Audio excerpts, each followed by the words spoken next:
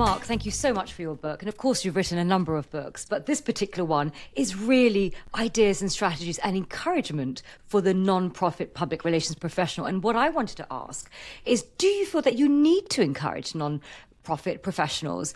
Because actually, they probably tend to be quite earnest, not the sort of show-offy ones like the rest of us.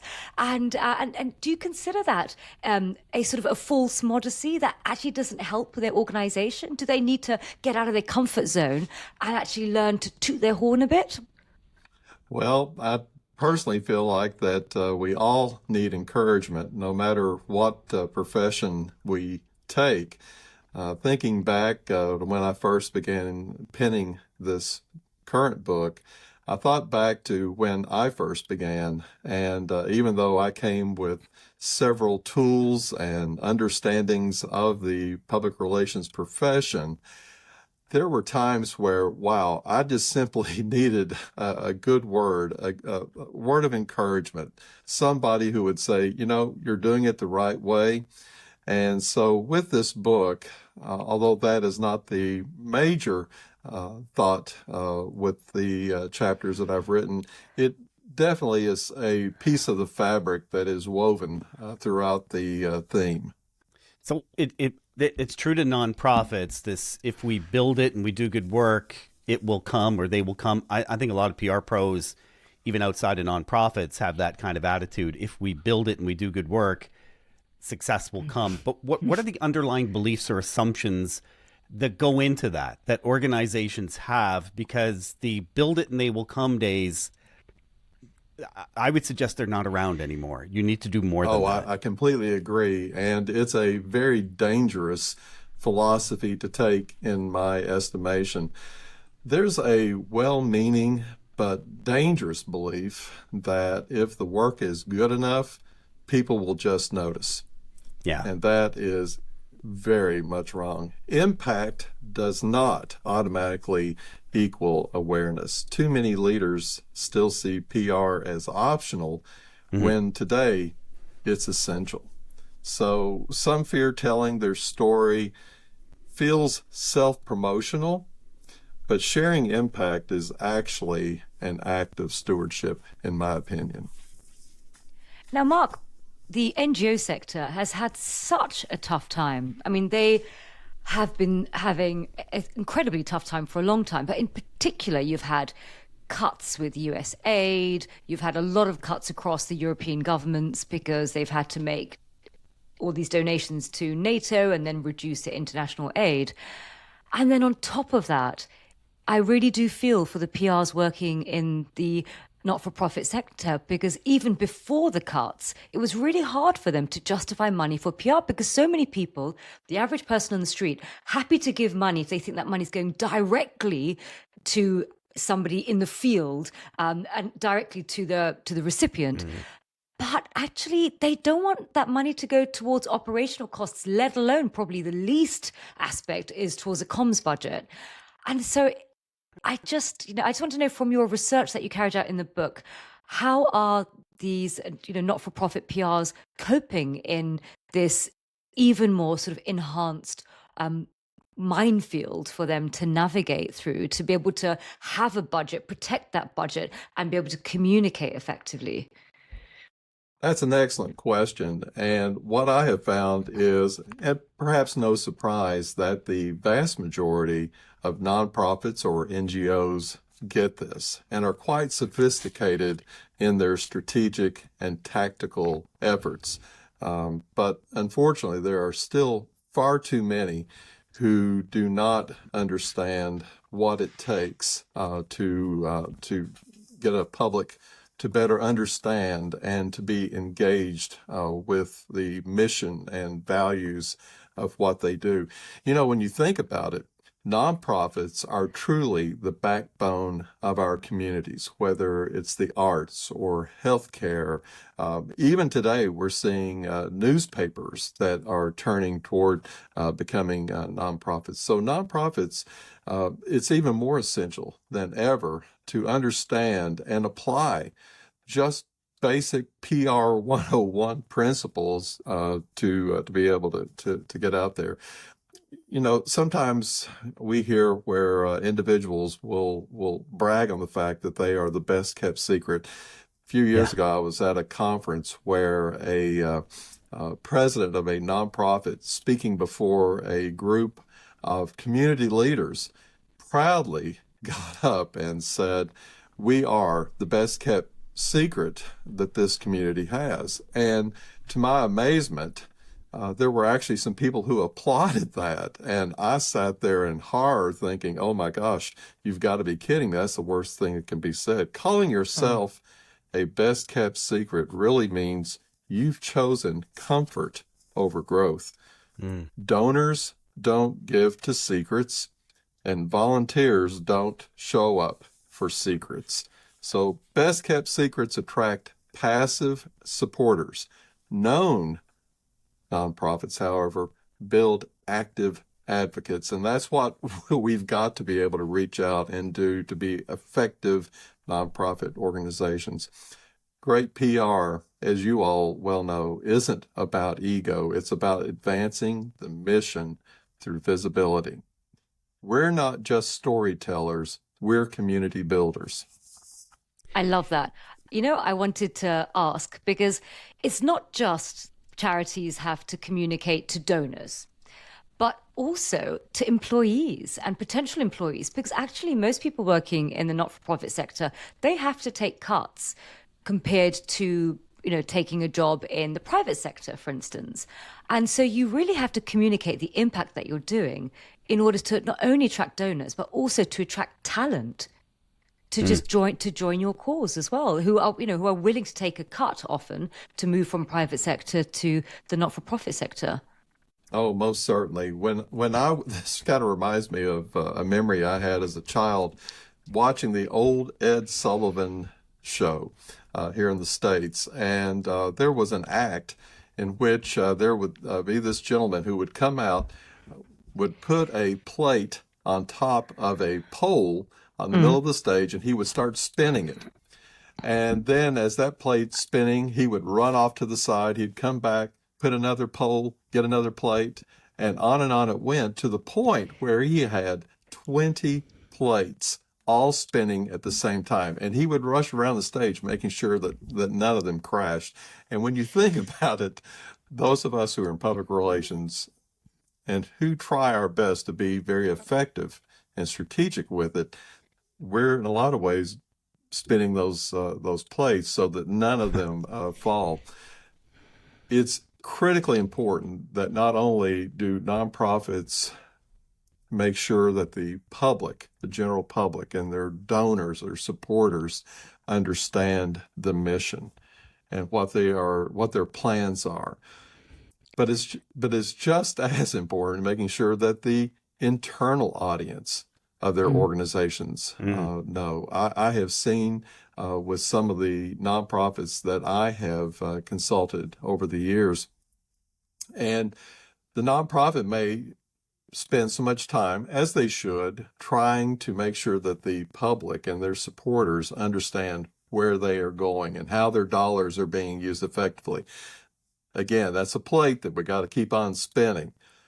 But when I would turn and ask their staff members about their current efforts, sometimes I would get a blank look saying, oh, we're doing that?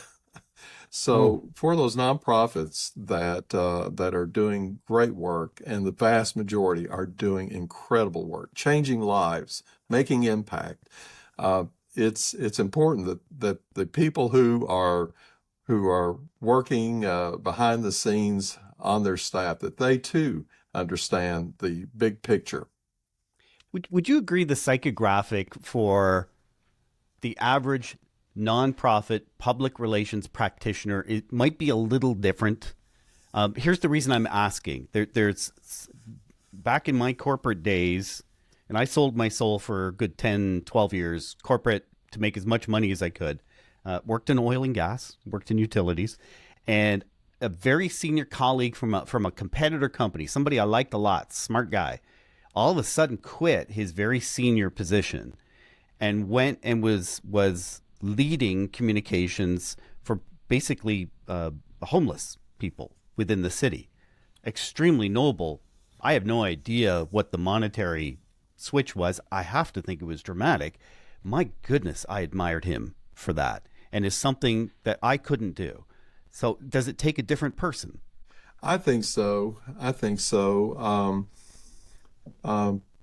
Sometimes I think that in our profession, in the PR profession, the global aspect, there's somewhat of a misnomer that those who are who are doing nonprofit public relations work perhaps could not elevate themselves to a higher level, whether it be in the corporate world or perhaps in an agency world.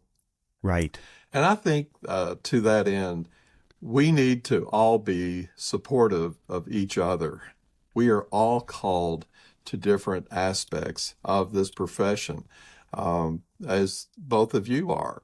And so we need to wrap our arms around one another. We need to learn from one another. We need to support each other. For me, when I was in college and I knew that I wanted to get into public relations, I loved being able to get out and meet people and understand where they were trying to drive their business and their energies and all.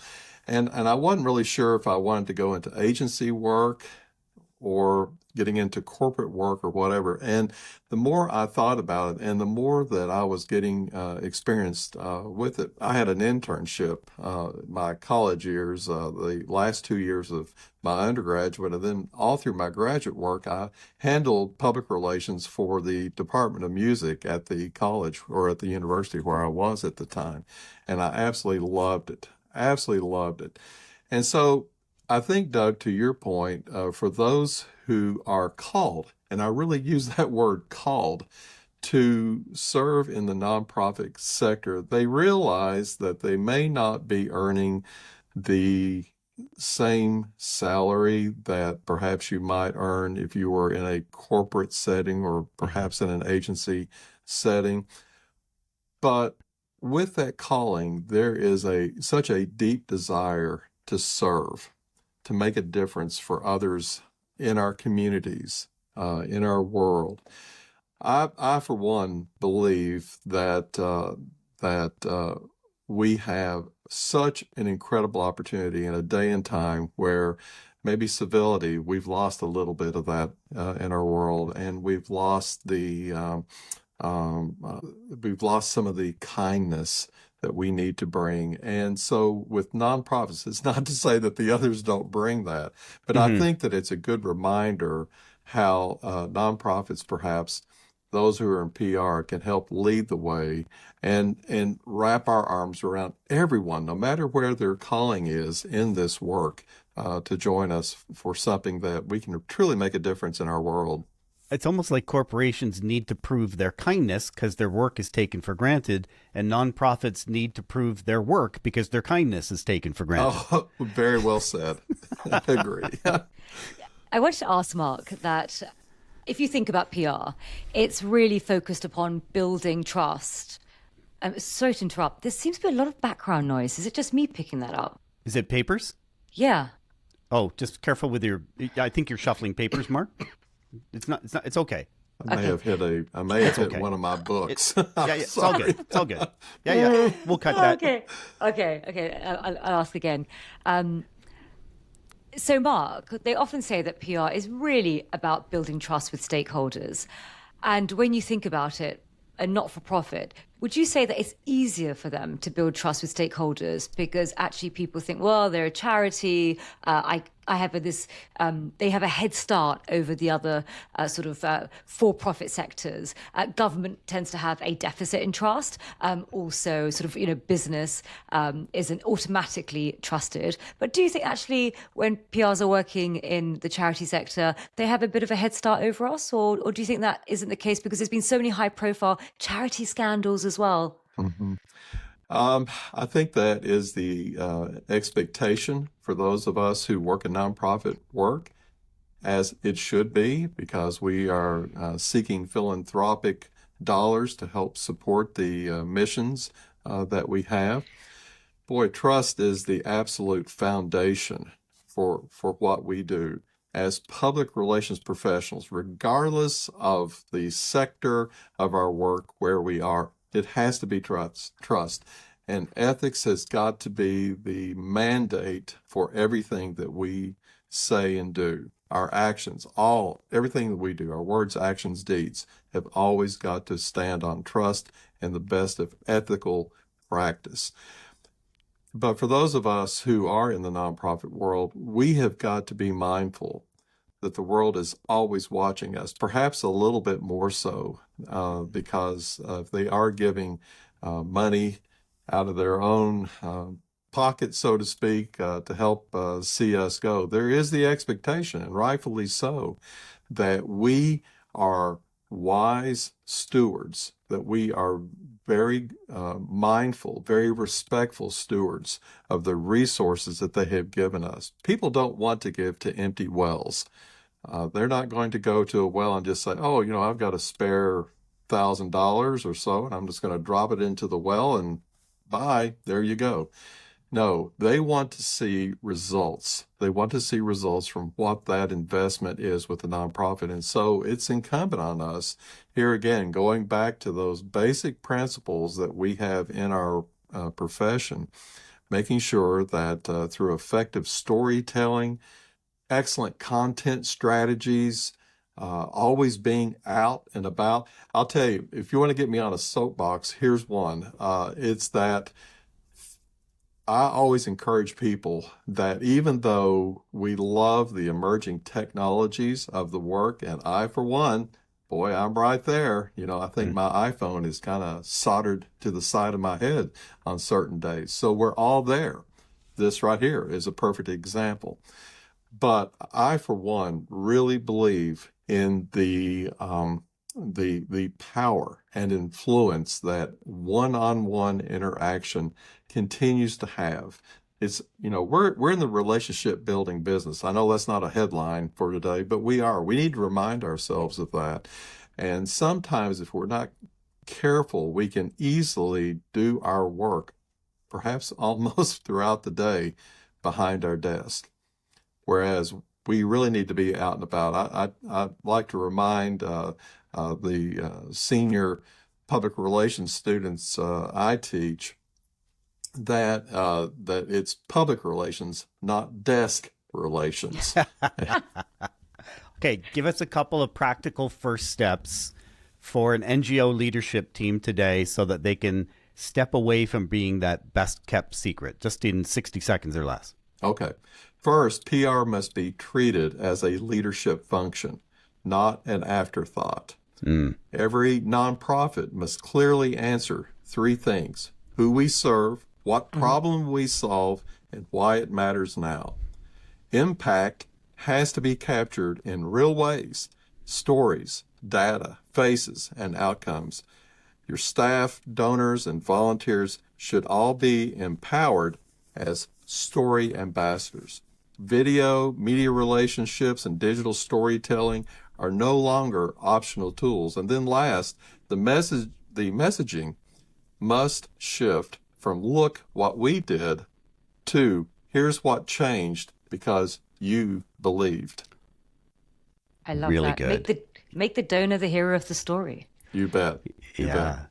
Thanks for Thank your you time so today, much. Mark.